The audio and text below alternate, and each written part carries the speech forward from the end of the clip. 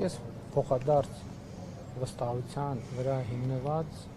շատ սերտ աշխատանքային հարաբերություններ ունեմ Ռուսաստանի Դաշնության նախագահի,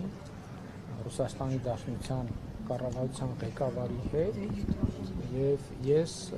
չեմ կարող հավատալ, որ նրանք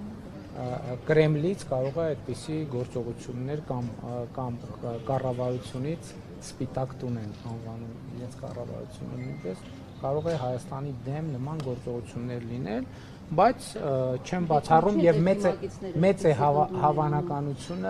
հավանականությունը, որ Ռուսաստանում այնուամենայնիվ կան որոշակի շրջանակներ,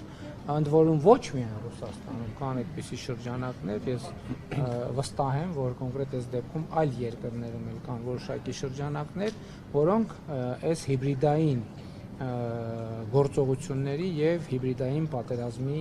հետևում են կանգնած, բայց ես նաեւ համոզված եմ, որ մենք ունենք բոլոր կարողությունները եւ բոլոր հնարավորությունները կառավարել